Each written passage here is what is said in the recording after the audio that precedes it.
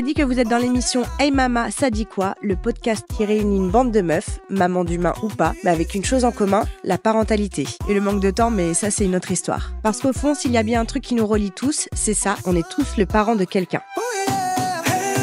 Alors parents, futurs parents, tonton cool, tata gâteau, enfant du 7-8 ou simple explorateur de la vie, ici t'es chez toi. Hey Mama, c'est ta safe place, un espace inclusif, feel good et full respect. Ici on parle de tout et de rien, mais surtout de vous. Bon plan, actu locale, anecdotes croustillantes, débats du quotidien, jeux et éclats de rire garantis. C'est l'excuse parfaite pour notre Mama Gang de se retrouver et de passer un moment délicieux en votre compagnie. Alors on s'assoit, on se détend et on écoute Hey Mama.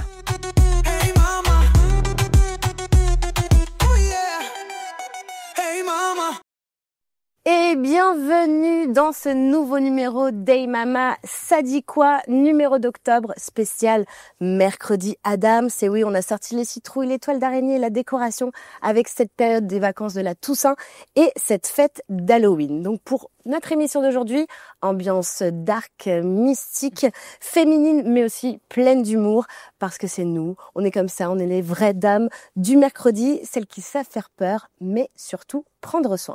Alors les filles, petit tour de table pour savoir quelle créature d'Halloween vous seriez et pourquoi. On démarre par toi, Céline. Alors moi, il y a une femme que j'adore, c'est Morticia, la mère de la famille Adams. C'est vrai, grande, les cheveux longs, ouais. voilà, et puis qui avance comme ça, tranquille. J'adore sa démarche et tout. Voilà, Morticia pour moi. Ça te va super bien. Et toi, Aimée? Mercredi. Ah oui, la digne fille, voilà. La digne fille. C'est vrai qu'aujourd'hui, tu as sorti les petites nattes, le petit chemisier noir. Vraiment dans le thème. Totalement dans le thème Mercredi Adams. Et pour toi, Marion? Moi, ce serait, alors, si on est dans le thème famille Adams, ce serait la chose. Parce que j'aime bien ce petit personnage qui parle pas, mais qui est quand même assez central dans la famille. C'est une petite chauve-souris. Petite créature incomprise. Petit oiseau de la nuit. Ouais. Exactement. Ça te va hyper bien aussi. Et toi, coquinette et Christelle, pardon. Ouh là là, j'ai balancé ton blaze. Ma chère Christelle, et toi?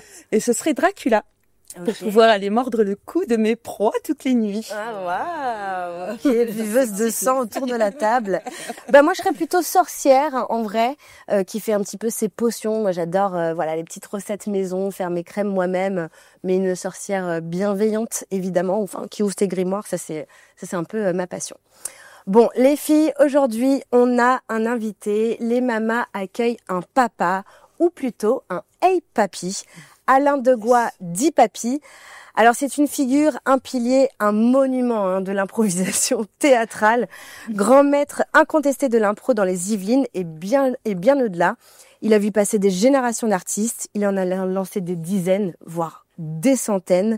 Il a formé, il a inspiré, il a fait grandir. Alors c'est un papa artistique avec des enfants un peu partout en France, mais aussi un vrai papa de 3 enfants, 3 univers, 3 sensibilités.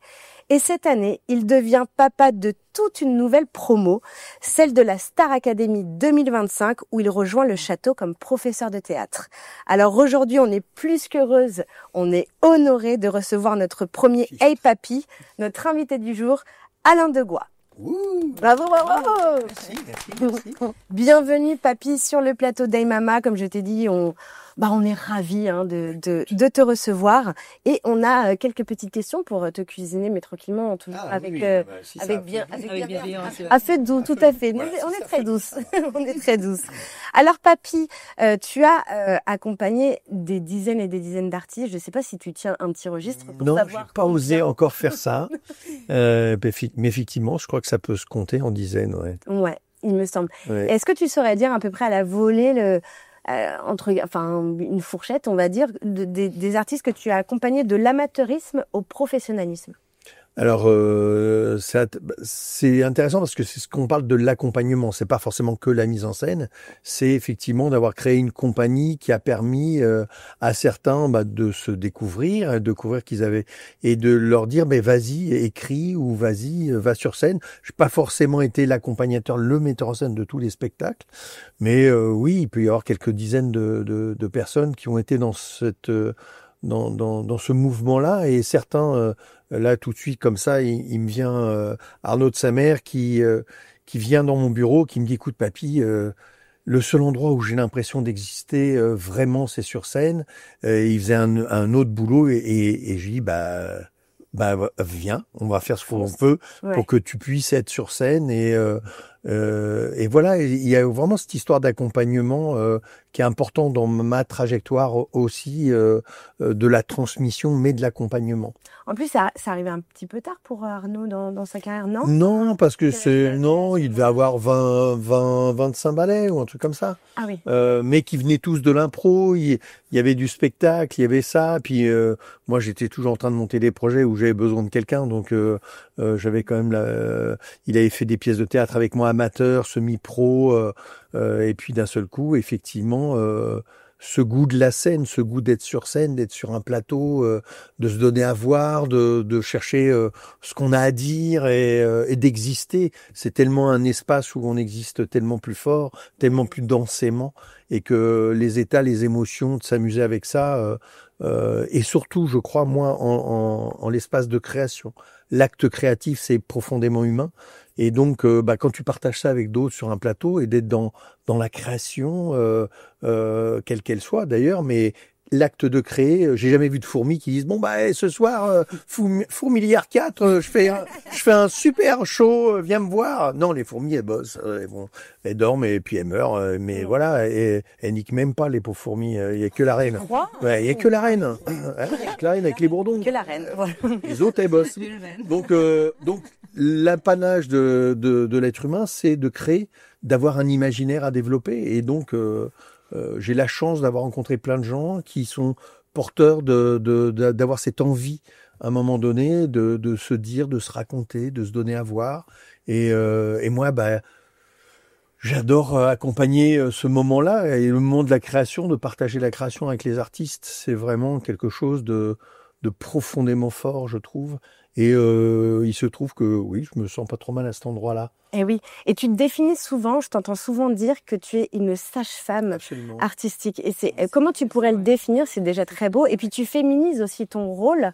Oui, Donc parce nous, que ça nous le genre glorifie un petit peu m'intéresse. chez les Ouais, mais bien entendu, parce que j'aime je trouve que accoucher, c'est quelque chose de magnifique. La nature nous offre ça, et l'accouchement, c'est un moment délicat, un moment fou, un moment incroyable. Et je crois que le spectacle, d'accoucher d'un spectacle, c'est quelque chose de cet ordre-là. Ça peut prendre des mois, c'est quelque chose qui est en gestation. On emploie bien plein de termes des mêmes termes. Donc d'être la sage-femme, et puis ça me va bien, c'est mon côté effectivement féminin peut-être que je ne refuse pas, et surtout j'aime l'idée de la maïeutique, j'aime l'idée de faire accoucher l'âme, et là c'est de faire accoucher un projet artistique. Quelle chance j'estime être très chanceux à chaque fois d'avoir ce moment où le bébé est un spectacle. Et oui. D'ailleurs, c'est un spectacle déjà dans le quotidien, dans nos quotidiens permanents, et je trouve que il y a une corrélation qui fonctionne très bien. Oui, je trouve que ça te va vraiment particulièrement bien ce terme. Et du coup, il y avait j'avais envie de parler de Bunaimin, Oui. qui paie à son âme, hein, et qui disait de toi que tu es le maître des clés. Je trouve ça très juste personnellement, mais toi, qu'en penses-tu? Effectivement, Boone, que j'ai accompagné aussi dans son périple, dans son premier spectacle. Alors je suis un peu celui des premiers spectacles, et voilà, et peut-être que moi, mon expérience de l'impro, une écoute particulière, que l'écoute active qu'on peut développer en improvisation, fait que j'ai peut-être cette capacité d'écouter l'autre un peu plus que lui-même, et du coup peut-être de pointer des choses qui font que je perçois une singularité en disant c'est ça en fait. Tu as cette singularité-là, tu as cette façon de me la raconter qui change, et j'ai peut-être cette capacité, je pense, à pouvoir pointer un peu les endroits et dire viens, maintenant on va travailler ce moment, on va créer ensemble, on va trouver des solutions théâtrales, des conventions théâtrales qui vont permettre que ça existe au public. Et ouais, donc et à force peut-être avec le temps, hein, parce que je suis plus tout jeune. Oh. à peine. C'est juste le corps. Après, le mental, il est toujours là. Non, mais c'est pour t'avoir vu quand même à l'œuvre. C'est vrai qu'en plus, t'as une mise en confiance avec les gens. Et je pense que du coup, les gens se livrent à toi particulièrement avant de se livrer au public. Et c'est là-dessus que tu les accompagnes d'une manière si vraie, si sincère. Et que c'est là où tu arrives à, du coup, trouver les bonnes clés pour ouvrir les bonnes portes avant de créer un solo, un seul en scène qui est un exercice extraordinaire. Hein. Je pense que la relation de confiance qu'il peut y avoir avec l'artiste, quel qu'il soit, elle est nécessaire dans mon travail. Je suis ce que je suis. J'essaie d'être l'humain que je suis et cette humanité-là, elle est sans jugement, elle est simplement dans le plaisir d'exister dans le moment présent avec l'autre et d'être dans ce partage-là. Et je crois que je suis très sincère, moi, dans mon partage, parce que c'est beau le moment présent. Là, d'être avec vous aujourd'hui, c'est quand même une chance. À chaque fois, je trouve que c'est une chance. La rencontre avec l'autre, je vous connais pas toutes, mais c'est toujours un grand moment d'humanité. Et je pense que de poser ça avec l'autre fait que il n'y a pas d'autre enjeu en fait que de celui de créer. Et je pense que les gens le perçoivent assez vite avec moi et du coup ça permet d'être assez efficace. En plus après donc la personne se révèle. J'ai la chance que parfois elle se révèle d'abord à moi, donc je suis très flatté d'avoir un privilège. Oui, j'estime être privilégié effectivement. Et c'est vrai. Et dans cette humanité, moi j'aimerais quand même qu'on parle paternité, hein, du coup. Oui, aussi, j'ai fait ça. Oui, voilà, tu as trois enfants biologiques, mais aussi des centaines d'enfants de cœur hein, dans toute la France et voilà, comme on l'a dit. Comment tu arrives à trouver l'équilibre entre les deux? Parce que je repense, j'ai une petite anecdote juste par rapport à ça, c'est que ces derniers temps, ta fille Jeanne a repartagé une story sur Instagram où du coup tu prends Jamel Debbouze dans les bras et qui dit que t'es comme un papa et qui dit mon père biologique a bien trop d'enfants, je trouve qu'il a bien trop d'enfants parmi la France. C'est très drôle, hein, je veux dire, les chiens ne font pas des chats, ça c'est clair. Mais du coup, comment tu arrives à trouver l'équilibre entre ces deux formes de paternité? Écoute, on parle de Jeanne, donc ma grande, qui a 30 ans là bientôt, et effectivement, quand l'obstétricien m'a donné cet enfant dans les mains, je lui ai dit mais il manque un truc là. Donc il était un peu interloqué. Je dis il est où le mode d'emploi parce que il n'y a pas de mode d'emploi en fait. C'est ça que je me suis aperçu qu'il n'y a pas de mode d'emploi. Et donc je dirais presque que ça s'invente au quotidien aussi. J'ai énormément de chance de pouvoir bosser avec ma grande et qu'on est assez complices et elle me fait beaucoup rire parce que elle a bien hérité de son papa et de sa maman qui ont fait le personnage que c'est. Écoute, je sais pas, ils ont pas l'air de se plaindre déjà de ça. On a fait comme on a pu avec les deux mamans. Le petit dernier là qui a 7 ans et demi, Zaïm, est un personnage aussi. Je crois qu'on est tous à bricoler. C'est eux qui font de moi le papa que je suis, et c'est pas moi qui arrive. Ils m'ont plus formé à être papa, et c'est un peu pareil pour un spectacle. Jamel a fait de moi le metteur en scène que je suis. Je me suis créé en même temps que lui. On me dit oui, tu es un découvreur de talent, tu fais des. Non, je me construis avec l'autre. Et je crois qu'on se construit et que l'enfant, quand il est là, sans mode d'emploi, te construit en tant que papa ou maman et que on invente. J'ai essayé d'inventer le papa que je suis. Ça a pas l'air de trop mal marcher. Et ils ont l'air assez détendus avec moi et je les aime plus que tout. C'est un amour viscéral. C'est un amour qui dépasse l'entendement. Donc tu peux tout m'enlever, mais pas mes enfants. Enfin, tu vois, vraiment, parce que c'est quelque chose ils me surprennent tellement tout le temps. Oui. Ils sont étonnants. J'ai l'impression. Et est-ce que les trois partagent l'amour de la scène avec toi, du coup? Écoute, j'ai pourtant rien fait pour ça. de volontaires en tous les cas. Bah Jeanne, effectivement, réalisatrice, comédienne, qui est dans la transmission aussi. Elle dit mais non, mais je t'ai toujours vu faire, donc voilà. Mon grand Augustin, lui a fait une école de théâtre. Il est incroyable, il m'étonne en tant que comédien. Il est extrêmement bon. Alors là, il fait des petits boulots parce que Augustin, il est dans un autre rythme de vie. C'est quelqu'un il prend son temps, et il a raison. Et, je dis vas-y, prends-le. Mais un très très grand comédien aussi, voilà. Et Zaïm promet. Ah oui, déjà à 7 ans, tu vois là. Oui, ça. Mais je sais pas s'il fera ça et il fera ce qu'il aura à faire. Mais j'espérais, accompagner. Oui, et tu sens quand même. Est-ce que tu sens tu fais partie de leur source d'inspiration vis-à-vis de cet amour-là, ou qu'il y a rien. Enfin, comment ça peut s'expliquer aussi cet amour de la scène? Jeanne, elle dit qu'elle t'a vu faire, mais est-ce qu'elle a eu d'autres personnages qui l'ont inspirée en plus de toi? J'imagine, ou est-ce que ta force, oui, voilà, j'imagine que ta force, c'est un peu le destin. Oui, ce qui serait intéressant, c'est d'interroger Jeanne là-dessus, mais notre prochaine Jeanne, prépare-toi. Qui a un personnage, mais je crois, puis sa maman aussi, enfin, qui est une super autrice aussi, et tout ça, je crois elle a toujours été comme ça. Puis après, les enfants, ils sont ce qu'ils sont. Jeanne a toujours été quelqu'un qui écoutait. Tu vois, et puis qui sortait des punchlines déjà petites, donc elle a continué sur la lancée. Après, peut-être que ça facilite, et je crois qu'elle a eu un bon mot une fois entre autres. C'est on était en voiture tous les deux, je sais pas quoi, on allait déménager son copain, et elle me dit on est d'accord qu'il y aura pas d'héritage. Je fais oui, c'est déjà quelque chose d'acquis. Elle dit mais en fait l'héritage c'est tout ton réseau, c'est tout ce que tu fais, c'est tout ce que tu peux m'apporter de relations. Et j'ai dit toi t'as tout compris de la vie, toi. Voilà. Donc je pense que effectivement elle a baigné là-dedans.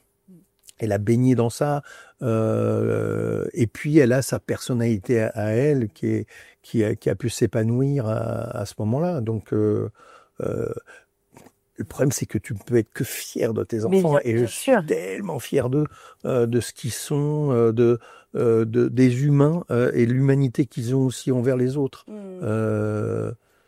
Ça sera pas toujours simple, mais je trouve que ils ont c'est des gens qui sont drôles, agréables, gentils. Augustin, lui, c'est une sorte de monstre de gentillesse. Trop gentil, je lui dis t'es trop gentil, cette histoire, ça va pas le faire. Tu vas avoir des soucis d'être trop gentil, mais il est comme ça, et c'est magnifique. Et c'est ça, quand tu dis que c'est pas toujours simple, tu t'es bien placé, t'as les deux pieds dedans depuis toujours dans l'impro, le milieu artistique. Et est-ce que du coup, voir tes enfants imprégnés de ça, inspirés, et vouloir en faire leur métier, beaucoup de parents s'inquiètent des fois de l'instabilité de ce domaine-là. Est-ce que toi, moi, ça me fait marrer que les parents puissent parler de l'instabilité de ce milieu-là quand tu vois l'instabilité de nous. Donc, non, aujourd'hui, non. En plus, il y a tellement pléthore de métiers dans le milieu artistique. C'est pas simplement que d'être sur scène. Il y a tellement de métiers, tellement de possibilités d'être dans ce milieu-là à un endroit qui leur convient que. Moi, alors là, non, les pauvres parents qui croient que c'est pas bien ou que ça fait peur.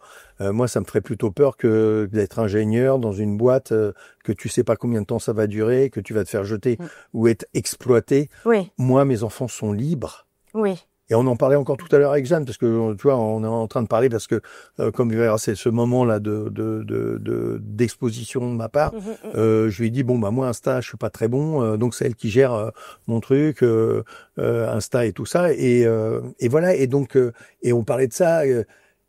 Et elles sont intermittentes, elles bossent, et elle m'a parlé de sa liberté. Elle dit ok, je gagne pas beaucoup d'argent. Je lui ai dit tu m'avais pas dit qu'à 25 ans tu serais millionnaire. Oui d'accord, j'ai pris un peu de retard, mais je suis libre, et que ma fille me dise qu'elle se sente libre.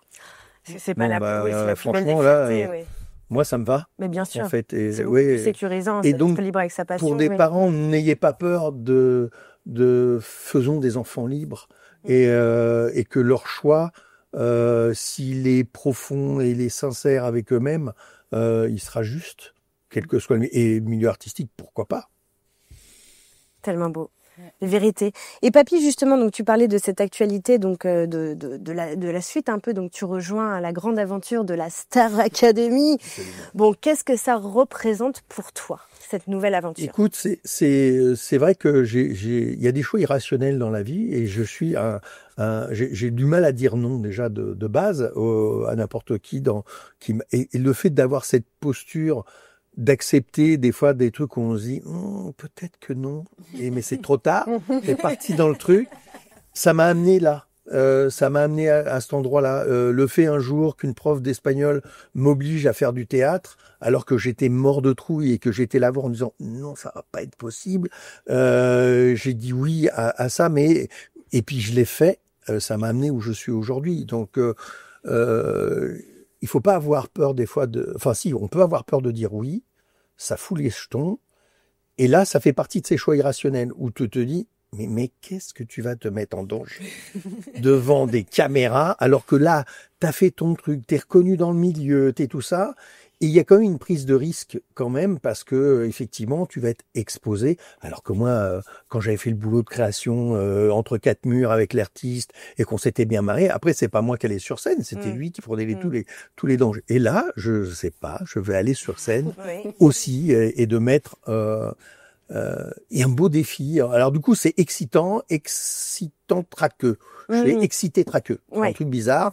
Mais j'ai l'impression que je vais passer le bac demain et que j'ai pas assez révisé. Donc un peu le même sentiment finalement avant de rentrer sur scène ou peut-être avant d'arbitrer ou de faire un match d'improvisation. T'es quand même. Il y a un frisson. Voilà. On peut dire que ça donne le frisson. Donc du coup. Mais je vais y aller parce que j'ai dit oui. Et ben oui. Voilà, et avec toutes ces années d'expérience, t'as pas des petites techniques, tu développes pas des petites techniques justement pour contrer ça? Je dors beaucoup moins bien ces derniers temps. Je me lève, je suis déjà Starac avant d'être Starac. Moi, je suis déjà dedans. J'ai refait 12 000 cours. Les pots, s'ils savaient le nombre de cours que je leur ai prévu, ils seraient fatigués. Moi, je me fatigue. Je suis fatigué dès le matin, mais avec hâte que ça commence quand même pour être dans cette machine incroyable et de partager. Et ce qui me plaît dans ce dispositif, c'est que on est sur un temps long avec eux, qu'ils sont volontaires, ils ont voulu être là. Il y a ils ont été sélectionnés déjà. Enfin, donc il y a déjà quelque chose pour moi. Ça y est, ça va être des collègues parce on va être. Ils sont dans une démarche de professionnalisation aussi. Donc et puis ils viennent de partout. Quel que soit leur genre, quelle que soit leur origine, on les a pris parce que d'un seul coup ils avaient une singularité. Ça me va, ça me parle, et que on va essayer de faire une troupe de comédiens. Donc et ils viennent pour chanter, ils viennent pour c'est quand même le cœur de cette émission, danser, chanter. Le théâtre sera un complément. Donc c'est bien, moi je suis bien, tout doit être un complément. Ça fait moins d'enjeux, ça fait moins d'enjeux peut-être. Oui, voilà. Complément, non Mais des moindres quand même en termes mais j'espère pouvoir leur tenir apporter sur vraiment scène, quelque chose, tu vois, là où je suis, sur cet amour de la scène. En termes de valeur, voilà, c'est qu'est-ce que tu aimerais du coup vraiment leur inculquer pendant toute cette expérience, qu'ils repartent avec quel bagage de la part de quelle valise de Papy, quoi. Alors une valise de Papy. Il y a quoi dedans? Alors c'est marrant, tu parles de valise, parce que j'espère pouvoir leur faire travailler de ce que j'ai appris moi, de l'écoute active de l'autre, que on ne peut pas grandir sans l'autre. On ne peut pas grandir même sur plateau. C'est-à-dire que même si l'autre a une prestance et tout, bah forcément ça va m'obliger moi à aller plus loin, et c'est avec l'autre que je me construis. Donc si déjà j'arrive à faire passer cette notion que c'est avec l'autre que je vais me sublimer et que l'autre va m'aider, et que pour ça veut dire que l'autre va attendre que je le sublime aussi, et donc faire jouer l'autre. Et que le théâtre, ça se joue, on dit bien jouer, faire du jeu théâtral, et qu'on n'oublie pas l'aspect ludique et joueur, et donc on va jouer des émotions, on va pas être dans l'émotion. Et ça c'est intéressant si j'arrive à leur dire ok, vous avez plein d'émotions, vous avez votre humanité, là-dedans on va piocher, et puis il y a des mécaniques, il y a des conventions, et on va trouver peut-être leur singularité, leur faire comprendre ça, et que ça ne peut pas se faire sans l'autre. Donc plus l'idée d'une troupe que l'idée d'une individualité, qui est aussi peut-être aussi la force dans laquelle ils vont être projetés, d'être aussi ces individus-là et de briller plus que l'autre, parce qu'il y a quand même un moment un système d'élimination de choses là, mais c'est il y a l'esprit compétition qui peut être présent, et que là c'est comment on s'accommode de ça. Et la compétition, si quand tu cours un 100 mètres, quand les mecs courent un 100 mètres, ils sont alignés, ils courent tous ensemble. S'il n'y a pas les autres qui me boostent, je peux pas aller plus loin, je peux pas me dépasser. C'est exactement la même chose.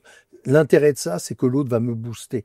Par contre, il faut que j'aide l'autre à être proche de moi pour pouvoir aller un petit peu plus loin, pour avoir les épaules qui avancent. Donc, je trouve ça très intéressant. D'ailleurs, il y a Ladji Doucouré qui est le prof de sport, qui est un champion olympique de haie quand même, qui va aussi, je pense, j'ai hâte de discuter avec eux, j'ai hâte de partager aussi avec les profs, John, Sophia, enfin moi après les chanteurs, ils m'ont dit ouais tu chantes papy, surtout que moi je ne sais pas du tout chanter, bon ça va être une catastrophe, donc je pense qu'on va bien rigoler.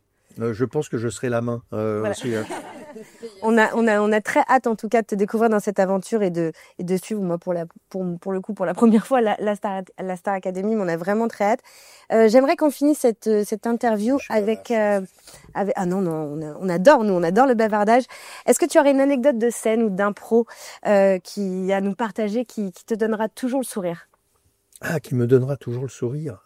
Ah, c'est joli ça comme alors pour lier un peu avec ce qu'on s'est dit là, c'est un souvenir de Jamel et moi en réserve donc à la patinoire, on est en train de jouer, on fait une Zola tous les deux, donc à manière de Zola, et on est en train de se regarder en essayant de se dire mais Zola c'est triste machin, et on se relève tous les deux, et le fait qu'on se relève tous les deux comme ça, les gens éclatent de rire, avoir nos deux trombines de c'est pas sûr qu'on va le faire, et du coup on est redescendu en disant on n'est pas dans le bon thème, voilà, et de repenser à tous ces souvenirs là de partage, de création, encore une fois, j'en ai des centaines, et c'est ça qui est beau avec des gens différents à chaque fois. Ah, il faudrait qu'on puisse te réinviter plusieurs fois, mais bon, là tu pars pour une sacrée aventure pendant un tunnel. Quelques mois. On te suivra avec attention au-delà de la Star Academy. Est-ce que tu auras quelques actualités, théâtre, les planches à nous partager? Alors, j'ai plein d'actualités. J'ai Madame Fraise. Madame Fraise, c'est donc Marc Fraise qui joue Madame Fraise.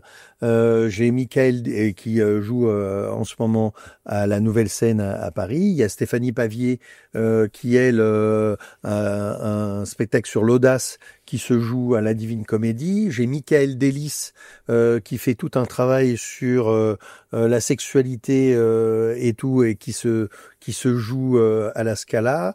J'ai Éléonore Boer qui joue à la Contrescarpe à Paris. Donc et d'autres qui tournent aussi, comme Issa Doumbia qui va faire le Grand Rex le 18, et que lui m'appelle Papa Pote, c'est pour te dire à quel point on est proche. Voilà. Et puis d'autres qui sont en gestation.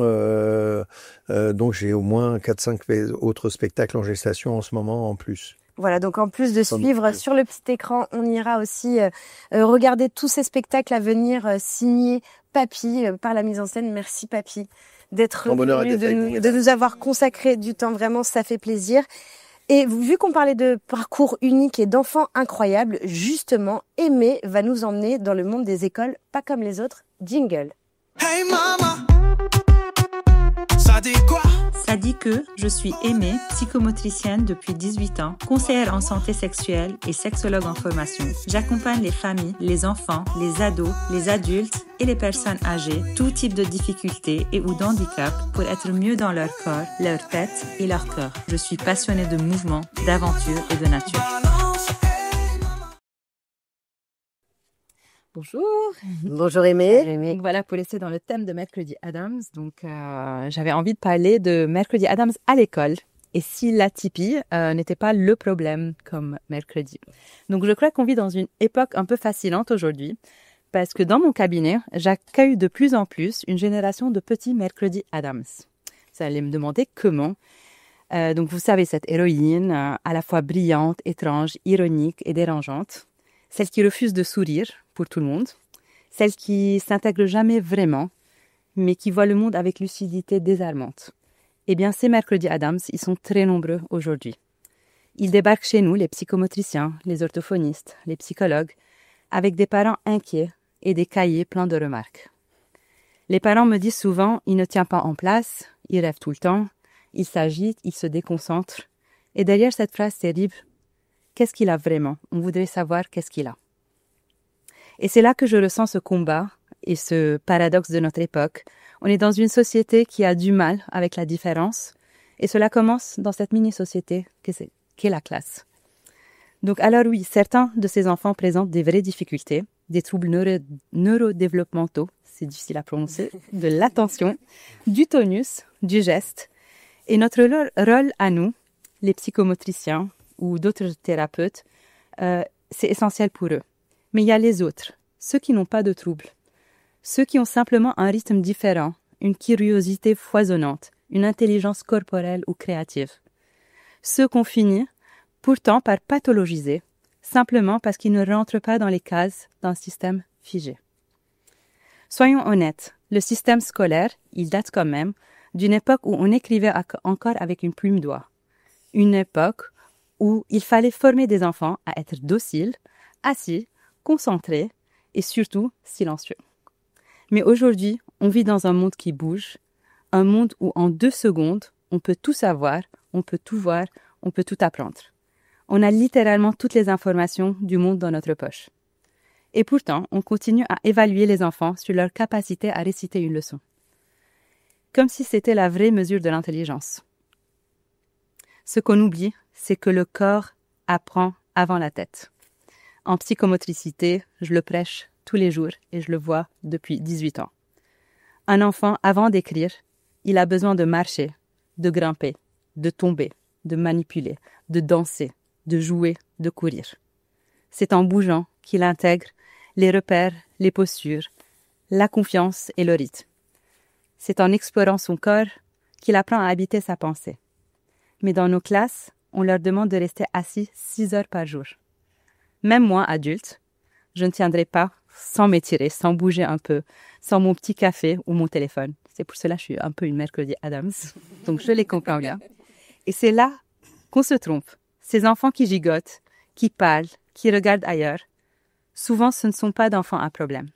Ce sont des enfants pleins de vie, qui ont besoin de mouvement pour penser. Leur corps parle pour eux, et nous on leur dit « tais-toi et concentre-toi ». Mais concentrons-nous sur quoi? Quoi au juste? Sur un modèle scolaire qui est vieux d'un siècle? Sur un apprentissage qui récompense la mémoire mais oublie la compréhension, le mouvement, l'intelligence émotionnelle, corporelle? Ces enfants qu'on appelle atypiques ne sont peut-être pas les symptômes d'un trouble. Peut-être qu'ils sont simplement les symptômes d'un système trop typique. Prenons mercredi Adams. Elle est brillante, mais marginale. Elle ne supporte pas l'hypocrisie, elle questionne les règles absurdes, elle crée, elle observe, elle ressent. Et franchement, si elle était dans une classe aujourd'hui, elle finirait probablement avec un bilan complet de TDAH, qui est très à la mode, et une lettre à la MDPH, avec un mot dossier. Mais mercredi, c'est une métaphore. C'est celle de nos enfants qui pensent autrement, qui ressentent fort, qui refusent de se conformer. Et c'est souvent ceux-là qui deviendront des créateurs, des chercheurs, des artistes, des innovateurs. Moi, dans mon cabinet, j'en vois des dizaines, tous les jours. Des enfants qui dessinent pendant que je parle et qui en même temps comprennent tout. Des enfants qui ont besoin de courir, de se poser, mais qui, une fois posés, ont des réflexions d'adultes. Des enfants qui comprennent l'humain, les émotions, les ambiances. Ce sont des intelligences multiples, mais pas toujours compatibles avec l'école telle qu'elle existe aujourd'hui. Et c'est là que notre rôle, nous thérapeutes, parents, enseignants, devient essentiel. Notre rôle, c'est de traduire leur monde au système. De dire non, cet enfant n'est pas cassé, il fonctionne autrement, et c'est à nous d'ajuster le cadre. Parce que sinon, on finit par leur voler quelque chose de précieux, leur confiance en eux. Et quand un enfant perd la confiance en son intelligence, le reste devient bien plus difficile à réparer. Alors oui, je continue mes bilans, mes observations, mes accompagnements. Mais je dis surtout aux parents, votre enfant n'est pas un diagnostic, il est un être en mouvement. Et parfois, rien que ça change tout. je le vois dans le regard des tout petits et même des parents, le regard de l'enfant et même la relation à l'école. L'école doit évoluer parce que le monde a changé, les enfants ont changé, nos connaissances sur le développement ont changé. Et il est temps de remettre du corps, du jeu, du mouvement, de la créativité dans l'apprentissage. Il est temps de sortir de la classe et d'inventer une école qui fasse grandir toutes les formes d'intelligence. Alors oui, vive les mercredis Adams, vive les enfants qui questionnent, qui dérangent, qui refusent d'être sages juste pour plaire. Parce que si on les écoute vraiment, ils ont beaucoup à nous apprendre sur ce que doit devenir l'éducation de demain. Et franchement, si un enfant bouge trop dans la classe, c'est peut-être juste son corps qui dit « Lève-toi, le monde bouge et il est temps que l'école bouge aussi ». Merci beaucoup, Aimée. Tu es dans une écoute solennelle et magistrale, mais c'est un sujet tellement important. Merci de l'avoir traité avec beaucoup à cœur et que c'est mon combat au quotidien. Et oui, en plus avec tes pratiques, et on en parlait aussi à l'émission du mois dernier avec la chronique de Christelle sur le problème de l'éducation nationale aujourd'hui, où beaucoup d'enfants sont laissés de côté. Mais comme tu dis, c'est... Et les enseignants aussi, en fait. Et les enseignants, ils sont en grande détresse, vraiment. Ils se retrouvent en grande souffrance avec une classe de 30, avec des enfants qui chacun présente une particularité. Comment peut-on suivre et donner notre attention à chacun d'eux. Donc, c'est plus facile de dire, va voir une psychomotricienne, va voir l'orthophoniste. Et c'est important, en tout cas, je dis pas ne venez pas, c'est important de venir parce que ça permet aussi aux parents de comprendre quel type de fonctionnement a votre enfant et ça peut les aider parce que souvent à la fin du bilan, je vais pas dire qu'il a un problème, non, mais je vais dire il a besoin de ça pour mieux apprendre, il a besoin de davantage de banaliser et de donner des recommandations aux écoles. Et pas forcément d'aggraver le cas que de l'enfant, mais de remettre un peu les responsabilités. Donc très belles informations. Merci beaucoup Aimée en tout cas. Et Halloween, c'est aussi l'occasion de parler des peurs, mais aussi des masques qu'on peut se mettre le soir du 31 ou autre. Et Christelle nous montre que la maternité peut être drôle, intense, mais jamais monstrueuse. Jingle. Hey mama, ça dit quoi? Ça dit que je suis Christelle, maman de 3 enfants. Après une vie professionnelle variée, je m'épanouis depuis 10 ans dans l'organisation d'événements tout en étant stimulée par de nouvelles expériences. Un vrai tourbillon de folie dans un océan de sagesse. Salut les survivantes du quotidien, les reines de la to-do list. Oui. Et même toi, papa, convaincu que vider le lave-vaisselle est une preuve d'amour éternel. Bienvenue dans cette chronique où on va enfin dire tout haut ce que toutes les mamans pensent tout bas. Non, maman n'est pas un monstre. Elle est non. Elle est juste fatiguée, saturée, parfois prête à vendre ses enfants contre une coupe de champagne bien fraîche. Parce que franchement, la charge mentale, c'est comme un abonnement à Canal+. Personne ne l'a demandé, mais c'est toujours maman qui paye, maman qui gère, et c'est papa qui regarde le match de foot, bien évidemment. Donc maman jongle avec des enfants, un boulot, un mari, et bien sûr, un vibro planqué dans le tiroir de la table de nuit. Et oui, Jean-Mi, c'est pas une lampe de chevet, range ta curiosité. Alors ces enfants, ces petits êtres que l'on aime plus que tout, jusqu'à la 78e fois où ils hurlent « Maman !» comme si on dirigeait le 911. On nous avait promis des câlins et des dessins mignons. On avait oublié de préciser les débats existentiels du genre « Il m'a regardé.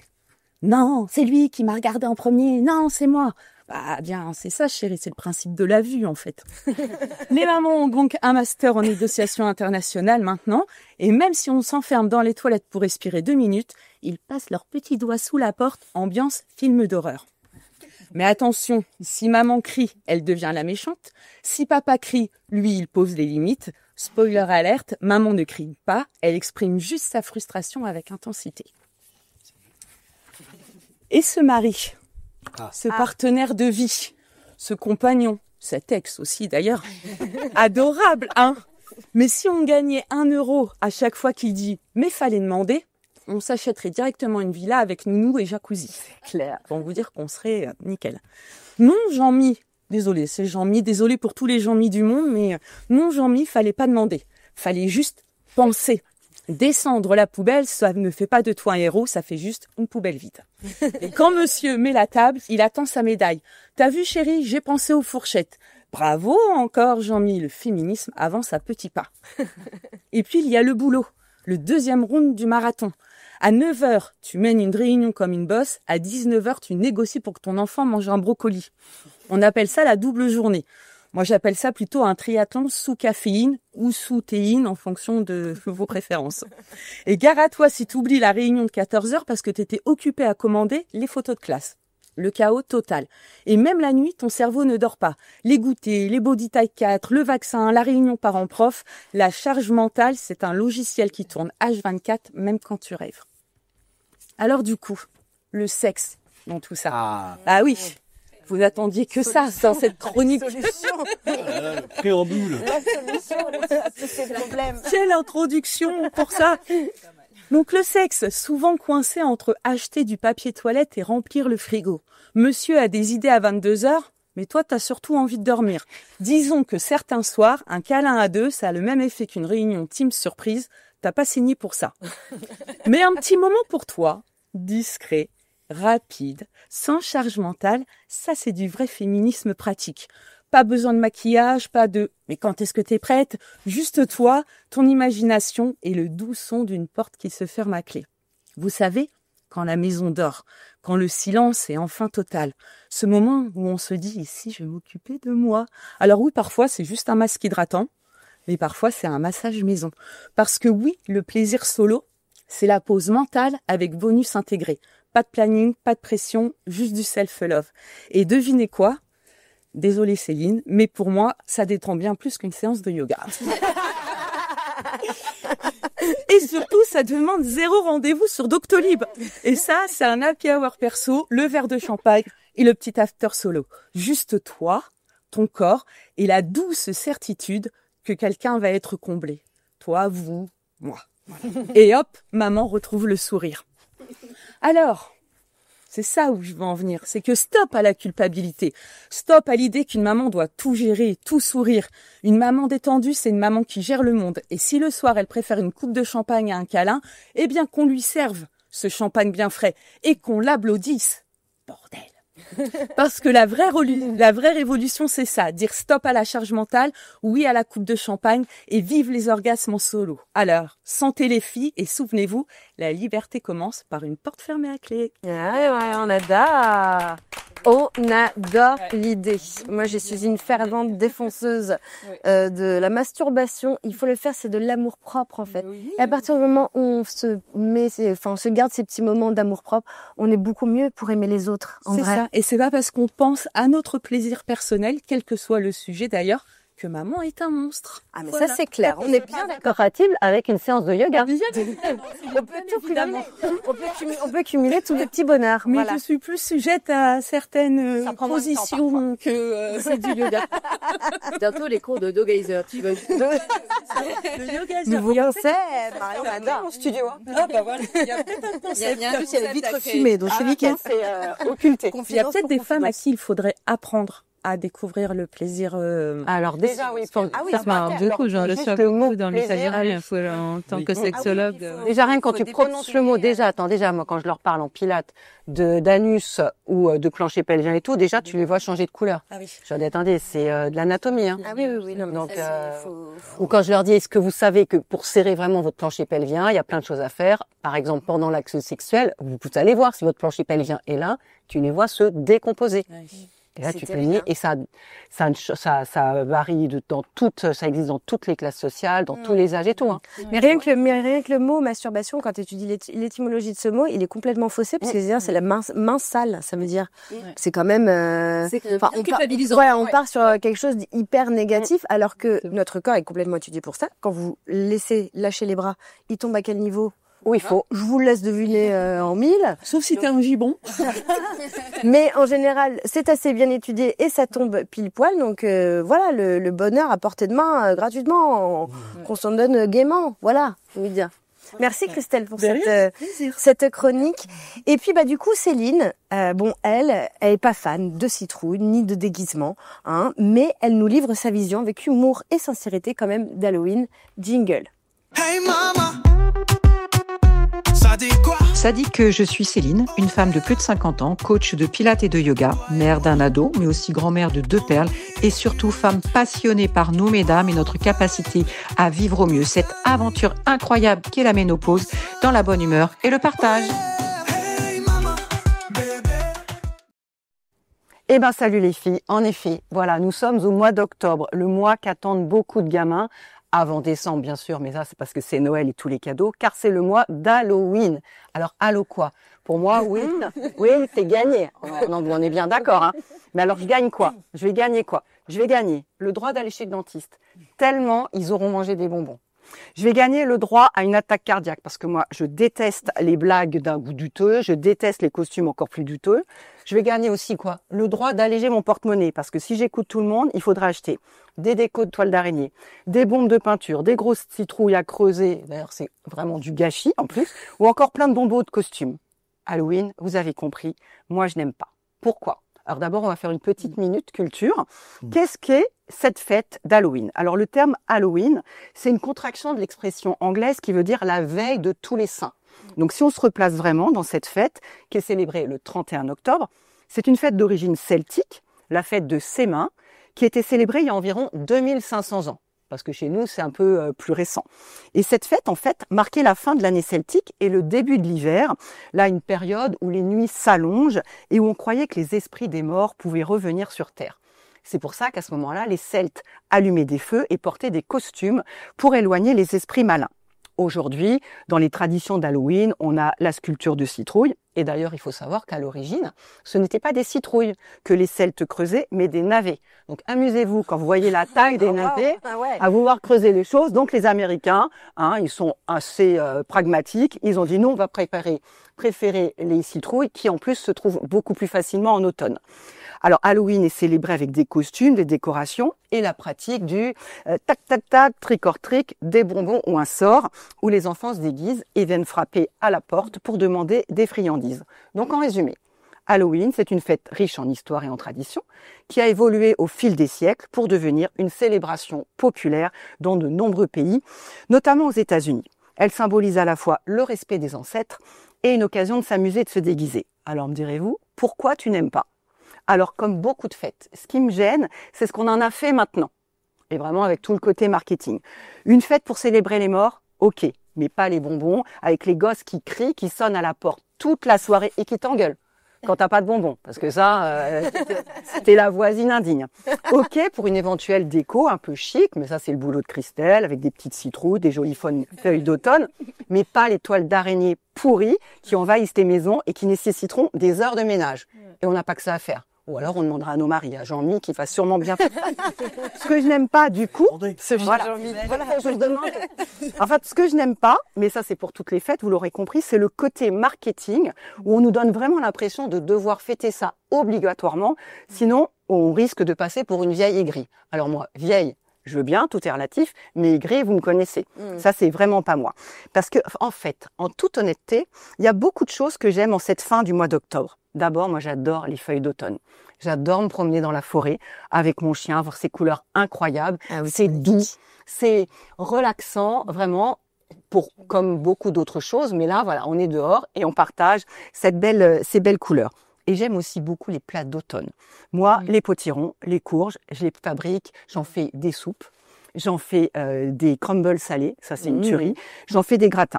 Alors vraiment, chacun va faire ce qu'il veut, mais s'il vous plaît, dans le respect des autres. Et moi, donc, j'ai trouvé une solution. Le jour J, je coupe ma sonnette, je ferme mes volets, et si ça ne suffit pas, je laisse mon chien dans le jardin. Et là, comme ça, je suis tranquille, aucun enfant rentre. Bon, alors, un dernier petit mot pour arrêter de plaisanter. En cette fin du mois d'octobre, pardon, c'est le mois qui est dédié aussi à nous les femmes. Et ça, vous savez, l'amour que je nous porte. Pas que Halloween. Le mois d'octobre, c'est quand même Octobre Rose. Et donc ça, c'était pas prévu dans ma chronique. Mais c'est vraiment important. Mesdames, il faut penser à nous faire dépister. D'abord, quand vous êtes un peu plus jeune, par les mammos et les échos pour éviter de déclencher, de se rendre compte qu'on a un cancer du sein trop tard. Et puis quand on est un peu plus âgé, il faut continuer à aller voir vos gynécos, c'est pas une question d'âge, parce qu'après, plus tard, on a des risques de fibrome. Donc mesdames, ici, chez vous, pensez à aller voir votre gynéco moi j'aime bien dire au moins une fois par an. Faut mieux y aller trop que pas assez. Alors je suis désolée, il y en a pas assez.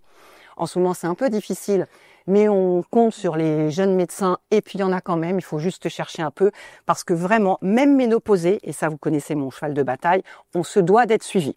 Alors voilà, je vous souhaite une belle fête d'Halloween et en toute honnêteté. Même si certaines choses me dérangent dans cette fête, je retiendrai surtout, moi, le fait que c'est surtout la veille de tous les saints, mais surtout l'avant-veille de tous nos disparus. Et cela, c'est très important, car nous sommes plusieurs ici à avoir perdu des êtres chers très récemment. Et il n'y a jamais trop d'occasion de les célébrer. C'est vrai. Belle pensée, merci beaucoup Céline. Et on retiendra bien que le 31, on te fout la paix. C'est ça. Oui, je ne serai pas chez moi. Tu vas Je vais m'enfermer. Non, je serai avec mes copines.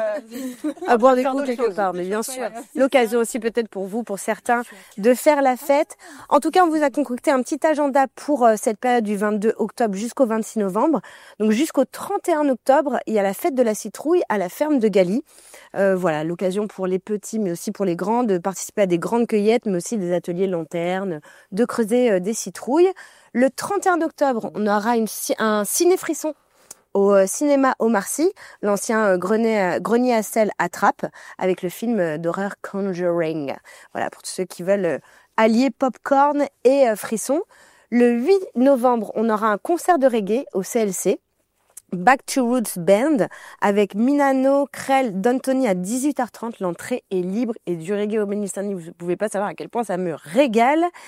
Le 15 novembre, on aura le petit déj par an au centre Alfred de Vigny de 10h à 12h avec pour thème faites une pause sans culpabiliser. Voilà, tu nous en parlais tout à l'heure Christelle, c'est gratuit et ouvert à tous sur inscription. Les 22 pour tous ceux qui voudraient bouger leur body. Donc le 22 et 23 novembre, on aura le workshop de l'association BAM School d'Elancourt avec des cours de hip-hop et contemporain avec des niveaux débutants mais aussi intermédiaires. Vous pouvez y aller avec vos enfants, hein, c'est multi-public. Et enfin, le 23 novembre, on aura la foire aux jouets au centre Alfred de Vigny de 10h à 16h.